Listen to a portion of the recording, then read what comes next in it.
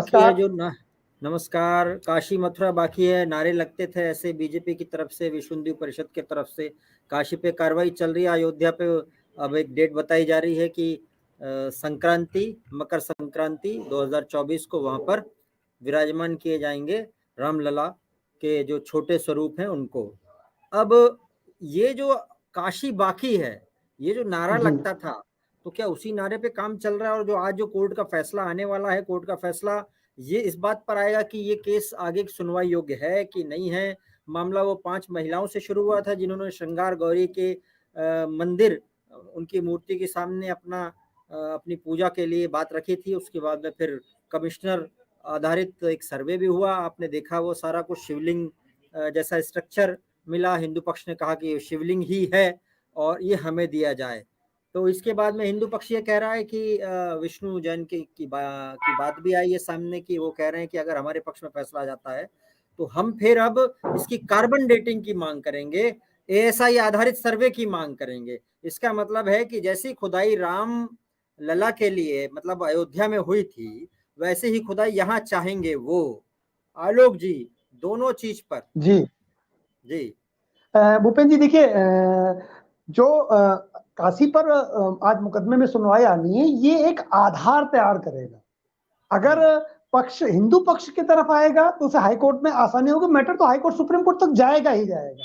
और अगर 100% जाएगा। मुसलमानों के पक्ष में आता है, हाँ वो जाएगा ही जाएगा। मुस्लिम अगर पक्ष मैटर ने कहा मुसलमान, है कि अगर हमारे खिलाफ आएगा तो हम जाएंगे हाई कोर्ट, ऐसा कहा नहीं है देखिए, मुस्लिम ये तो पक्ष। भारत की न्यायिक प्रक्रिया है। आप लोअर कोर्ट, फिर हाई कोर्ट और फिर सुप्रीम कोर्ट में जा सकते हैं। और जब भी किसी न किसी के पक्ष में आएगा और किसी न किसी के पक्ष में वो फैसला नहीं आएगा, दोनों बातें रहेंगी उसमें। ठीक है, तो जिसके पक्ष में नहीं आएगा वो हाई कोर्ट जाएगा, लेकिन जिसके पक्ष में आएगा उसका पक्ष मजबूत होगा आज, इसमें कोई डाउट नहीं। अब आते हैं जो वर्शिप एक्ट को लेकर के, तो ठीक है, तो वर्शिप एक्ट को लेकर के जो मैटर चल रहा है, तो कह रहे कि वर्शिप एक्ट लागू होगा या नहीं होगा, ये देखा जाएगा। तो आप सोचिए, वर्शिप एक्ट लागू हो नहीं होगा वो न्यायालय बताएगी, लेकिन जो प्रथम दृष्टया मुझे लगता है 1947 के पहले भी श्रृंगार गौरी में पूजा होती रही है, तो श्रृंगार गौरी में डेली पूजा हो, इसको लेकर वर्शिप एक्ट लागू ही नहीं होता। क्योंकि मुलायम सिंह जी ने इसे साल में एक बार कर दिया था। इसके पहले 90-93 तक रोजाना पूजा होती थी, तो उसमें उस बात पे तो वर्शिप एक्ट लागू ही नहीं होता ना। वहां तो वर्शिप होती थी, वहां वर्शिप होती आई है। वो वर्शिप एक्ट कहता है कि यथास्थिति बना दी जाए उसकी, जैसा कि 1947 के स्ट्रक्चर को लेकर, जी स्टेटस को लेकर, तो 47 के पहले भी वहां पूजा होती थी। तो इसलिए श्रृंगार गौरी के मैटर पे तो वर्शिप एक्ट लागू ही नहीं होगा, जिसको लेकर के हमारे मुस्लिम भाई न्यायालय में। हाँ, लेकिन श्रृंगार गौरी जहां पर मंदिर है उसके थोड़े से बगल में है जो शिवलिंग जैसा स्ट्रक्चर हिंदू पक्ष दावा करता है कि वो शिवलिंग ही है, तो वो मिला है। उसके लिए है असल लड़ाई, मुझे ऐसा समझ में आता है जो दिखाई दे रहा है इस समय परिदृश्य में। आपको भी लग रहा है ये? जी बिल्कुल, एक्चुअली यही कहा गया है कि भगवान शिव प्रकट हुए, वो तो गौरी, वो कौन सा ज्ञानवापी कूप है। अब जो अच्छा, अगर वो जो जगह है जहां वो मुस्लिम भाई हमारे फब्बारा कह रहे हैं, उस पर भी लेके बहुत डिस्प्यूट नहीं होना चाहिए, क्योंकि ये तो कार्बन डेटिंग से या थोड़ा प्रूफ के बाद पता चल जाएगा कि साइंटिफिक रिसर्च से कि वो फब्बारा है कि वो शिवलिंग था।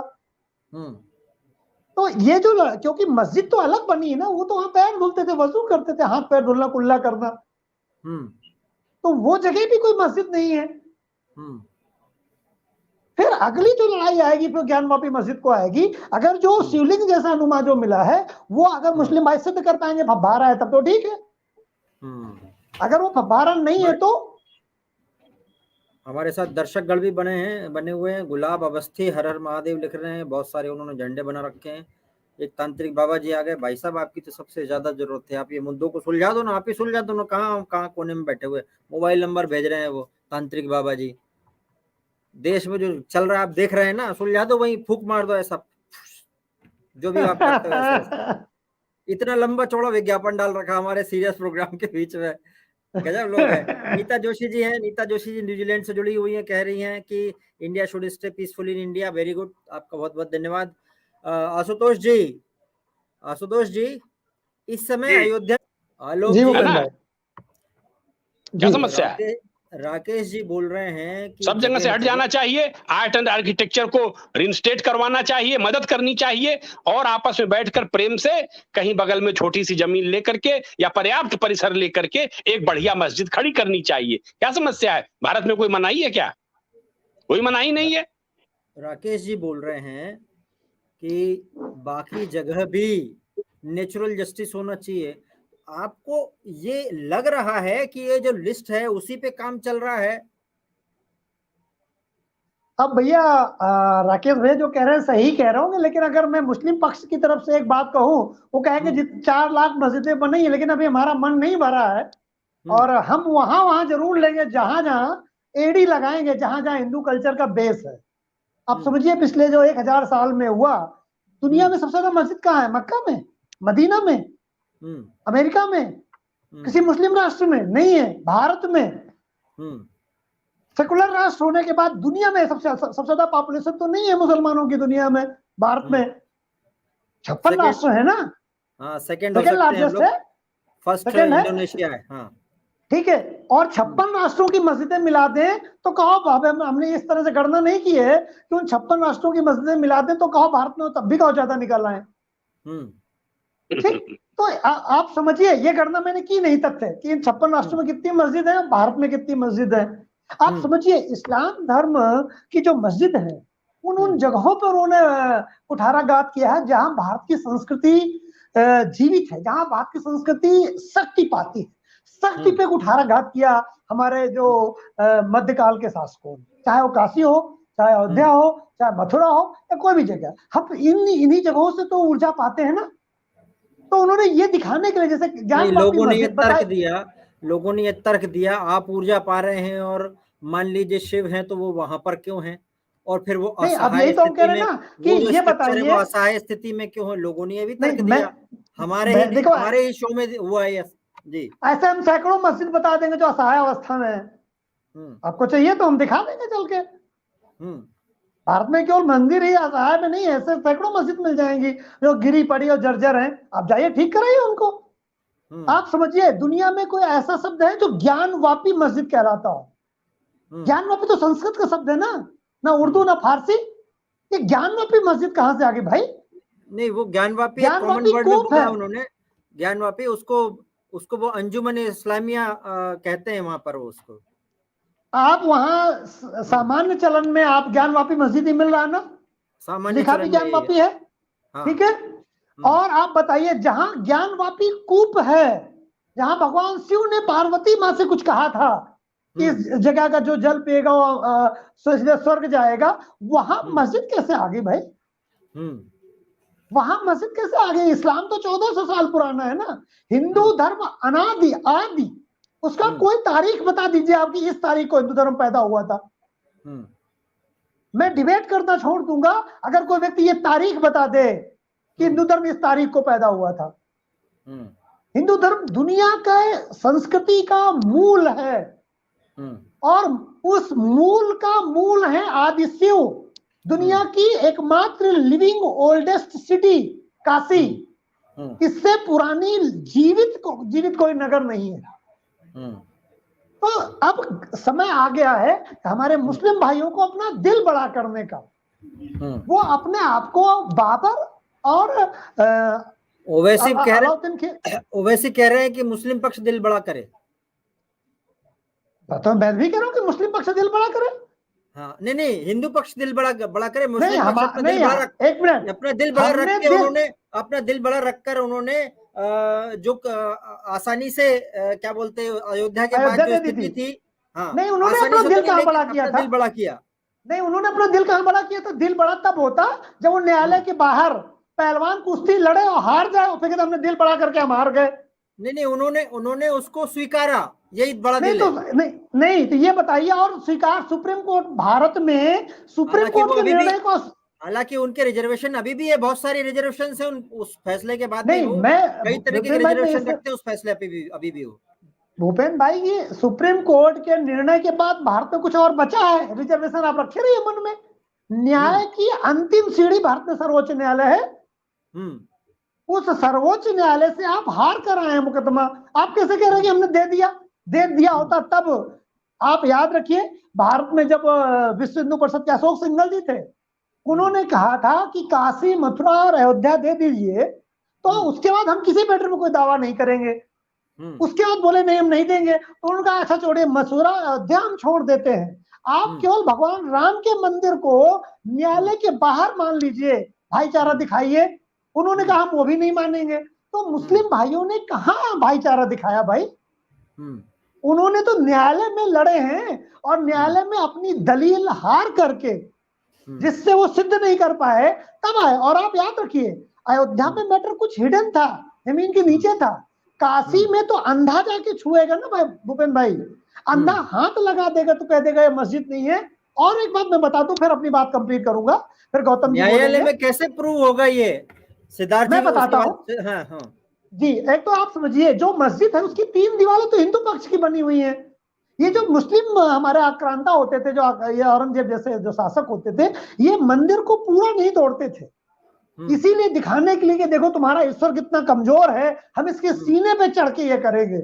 यही तो बात बोल रहे हैं वो, यही तो बात बोल रहे हैं वो, कि अगर आप कहते हैं कि वहां शिव है तो शिव इतने इस स्थिति में क्यों, ये स्थिति पे सवाल उठा रहे हैं ये सिद्धार्थ जी। तो अब आप क्या चाहते हैं कि शिवलिंग से भगवान शिव निकले तुच्छ काम के लिए और फिर सबका नरसंहार करें? क्या कहना चाहते हो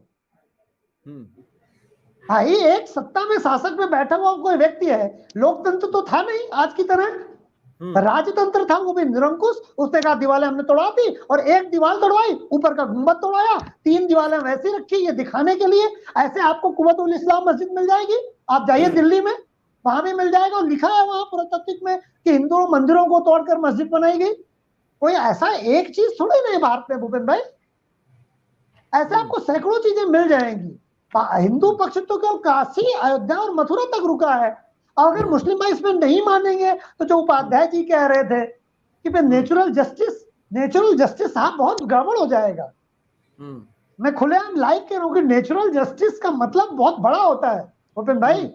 तो मुस्लिम भाइयों को दिल बड़ा करना चाहिए, और काशी, मथुरा और अयोध्या तो हो ही गया, वो दिल बड़ा करने से नहीं हुआ उनके, वो सर्वोच्च न्यायालय के निर्णय से हुआ है। जैसे आप सोचिए, ये अयोध्या में, काशी में चल रहा है मैटर, अब मुस्लिम भाई कहे चलो ठीक है आप ये कर लीजिए, इसको कहते हैं दिल बड़ा करना। अब हाई कोर्ट में, लोअर कोर्ट में हारे हैं, फिर आप हाई कोर्ट में हारे, फिर आप सुप्रीम कोर्ट में हारे, फिर कहते हमने दिल बड़ा कर दिया है। तो ये बात ठीक नहीं।